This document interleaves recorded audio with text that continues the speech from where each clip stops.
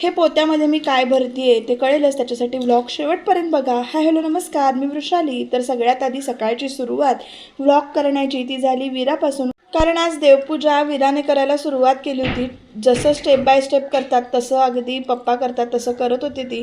पहिल्यांदा देवहारा झाडून घेतला आणि मग तिथे ते कापड वस्त्र हंतरलं आणि मग त्याच्यानंतर देव एक एक ठेवायला सुरुवात केली. देवांचा क्रम वरखाली झाला होता, पण तिला जसं जसं येत होतं, जसं जसं तिनं बघितलं होतं तसं तसं तिनं डिक्टो इथे देवपूजा करायला चालू केली होती. जरासं कौतुकच वाटलं तिच्याकडे बघून की कसं म्हणते ती देवपूजा करते म्हणून, आणि मग त्याच्यानंतर करायला सुरू केली. तांब्या हा तेवढा उचलायला जड पडत होता म्हणून तो जरा असा ठेवायला बाबांनी मदत केली, पण सगळे नंतर देव व्यवस्थित ठेवले. मग फुलं घातली प्रत्येकाला, प्रत्येक देवाला.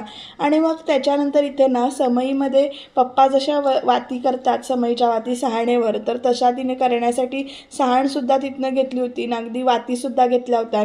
आणि असं तिचं एक चाललं होतं तिचं देवाचं जे काही करायचं होतं ते. बारकाईनं निरीक्षण करतात लहान मुलं असं म्हणतात, ते काही खोटं नाही आणि हे प्रत्येक वेळी लक्षात येतं आमच्या. आणि रांगोळीसुद्धा अगदी सेम टू सेम तशी काढायला बघत होती.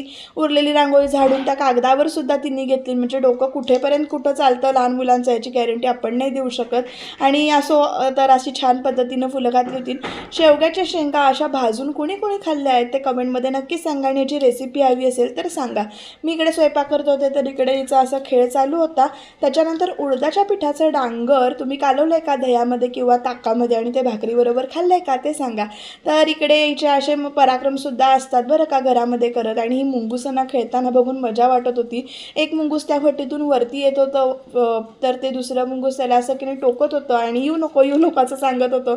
जरा कमी आपण कसं ओरडतो लहान मुलांना की येऊ नकोस, बाहेर ऊन आहे किंवा बाहेर जाऊ नकोस, तसं त्यांचं चालू होतं असं वाटतं.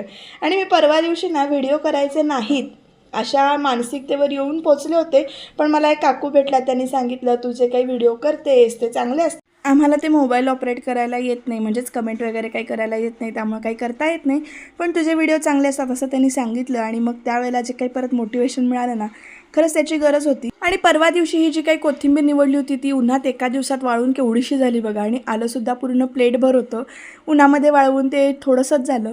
आणि हा सगळा मसाला भाजण्याचा खटाटोप कशासाठी ते तुम्हाला माहिती आहेच की आता लवकरच आमचं तिखट जे काही आहे ते करून येणार आहे, त्याचीच ही सगळी पूर्वतयारी चालू होती.